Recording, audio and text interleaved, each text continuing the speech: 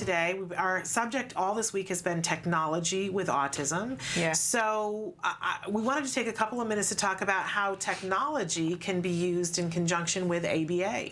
Awesome. Oh my gosh, I don't even know where to start with that. There's so many things you can do with technology these days. I love that.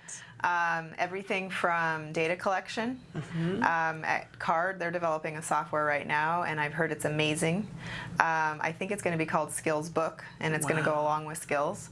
Wow. And it's literally taking the logbook, and if you're not familiar with what a logbook is, that's the binder that every child usually has in their treatment program that tracks every lesson they're working on and every data point that's collected, and it gets graphed. All that's going electronic. Wow. So that's pretty cool. That allows different people from all over to get straight into the data right away. Right now, you can't look at a child's data unless you have that logbook with you. And it's a big book usually. I mean, we used to have two books, a logbook like that was this thick, and then a maintenance book that was infinitely thinner. And anytime we came to an appointment, we put those two things and truck them out to the car. Yeah. And as a supervisor, let's say I'm here in the office and I want to look up one of my clients and see how they're doing and figure out what I want to work on next with them. Instead of me having to wait 2 weeks for the clinic or drive to the home, which when you live in LA, that's like a challenge in and of itself. I could just log in and see the data right there in real time. Amazing. And the nice thing is that with Skills, right now when people update Skills, they have to like sit down at a computer. They could do it on an iPad or something, but they're really logging into the website, and they have to go in and update all the different targets that have been mastered and pick ones to introduce and everything.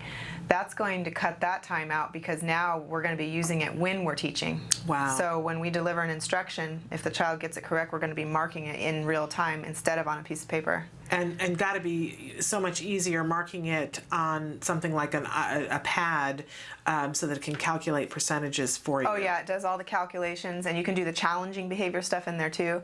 You can choose like if you're going to be, looking at frequency versus rate versus whatever, and it'll graph it all out for you. It's going to be able to put it directly into reports. That's a huge task that clinical staff have to deal with, is writing these reports for the funding agencies. So that's going to help with funding, which is always so important, but it's also going to mean more time working with the kids, because at the end of every session, usually you'd have a 2 or a 2.5 or a 3-hour session, and at the end, at least 10 minutes would have to be taken so the therapist could sit down, do all the percentages on all the graph points and draw the lines and whatever. That's time that can go back into one-on-one therapy. That's very exciting. Yeah, it is super exciting. Okay, cool. So data, collecting data and dealing with the data. One great way that ABA can be can help. Technology can help with ABA. Yeah, and this kind of leads me into how it's going to help also with accountability, because right now with insurance funding, that's a whole nother thing technology has brought to us.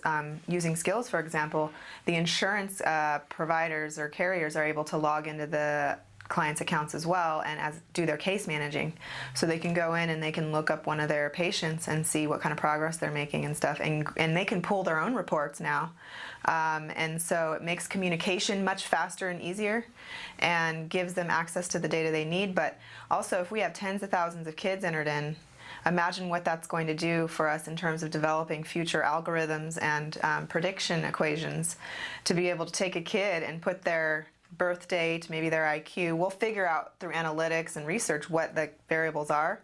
There might be different ones. We're not really sure exactly what they're going to be yet.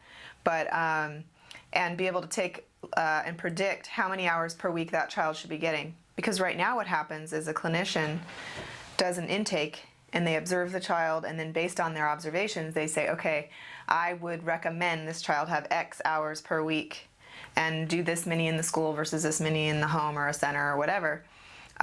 It's going to take that kind of, like, I guess you could say, subjective nature out eventually, and give these predictions about how many hours and where we expect this child's like learning progression. I mean, I can even see it graphed out, like here's what they're going to need to be in order to do that. They need this many hours and they're going to get caught up in this amount of time.